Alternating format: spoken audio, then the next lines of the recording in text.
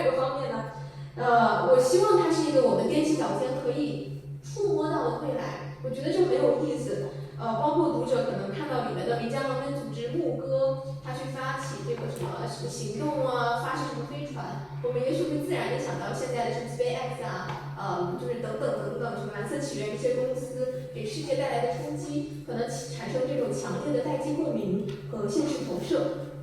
所以在这章呢，我觉得要做一个小结的话，宇宙性，它跟科幻紧密相关的就是一种很严谨的浪漫。它要求幻想是有根的，梦想是有据的，而且呢，必须建立在逻辑的基石上。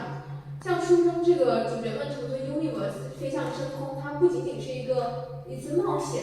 一次就是仅仅是少年的成长的这么一个探索，它承载着一个很宏大的主题，就是基于地球村，它其实是探索人类命运共同体的一次实践，一次尝试。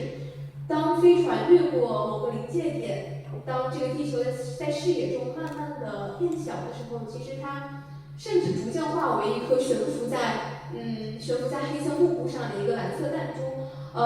因为当时确实我在写这本书的时候，也是每天看到各种国际新闻、时事新闻，也是很有感触。就是在那一刻，所有的国别啊、纷争啊、文化差异啊，可能都在这个尺度下慢慢的隐退了，或者说文明的整体线就这么悄然的浮现出来。这个是科幻一个非常伟大，也非常让我着迷的一个点，就是它的尺度。其实这一刻呢，故事的主题它可能从中国航天的光荣与梦想，就自然而然地升维到了人类文明的孤独与守望。那这个视角的获得，就是宇宙性赋予我的一个最宝贵的礼物，一种超越性的悲悯和关怀。悲悯这个词也是我今天特别想要送给大家，和大家分享的。它也是我在回答很多老师的提问的时候，但我不知道该怎么回答，或者说当我觉得这个问题很抽象的时候，我就会用一个也很抽象，但是又很让人觉得很有道理，很那种感同身受的一个词，就是悲悯来回答。就是有人问我说，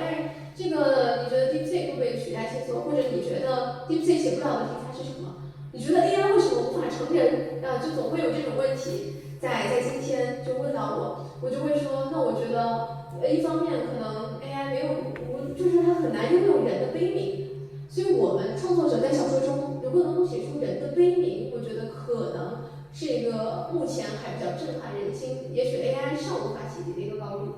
第二个方面就是审美力，我觉得审美力也很重要，因为现在其实 AI 能给到我们很多的选择，很多的素材，它帮我们省去了收集素材的一个过程。但是我们如何去利用它，如何去大海中选取素材，把它组成一个很好的、很棒的一个东西，我觉得很大程度上可能是我们的审美力。因为 AI 的审美，我觉得它还算是比较理性的，比较相对冰冷的。所以在今天，我可能会觉得审美力是跟逻辑力同样重要的一个，尤其是在艺术创作者、文艺创作者的方面的一个维度吧。所以这里就延伸讲一下这个我对于悲悯的理解。然后第三幕交响，应该是对前两幕的一个汇总，然后也是比较难的一个部分，就是怎么让第一章说的大地之诗和第二章说的星空之论产生共鸣，怎么能够不突兀的让这两者之间发生联系？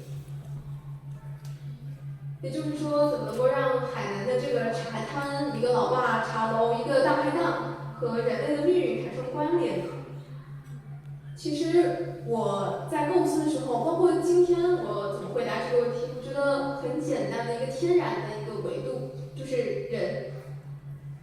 这个人呢，他是沟通两个维度之间的使者。然后这里呢，我是想用了三个小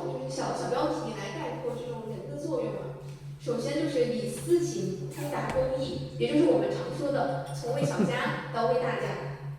这是一种情感的升维路径。它也不只是在科幻，可以说是在所有的小说，甚至我们平时写一篇作文，都很就是适用的一个普适性的一种方法论。你想李阳他踏入宇宙征程，其实最原始、最强烈的动机，是为了全人类献身吗？其实我觉得应该不太像是。他一开始就是为了寻找失踪的父亲。很很简单的一个理由，但是这份理由难道不强烈、没有说服力吗？我觉得它非常非常的让人觉得很动人，而且很合理。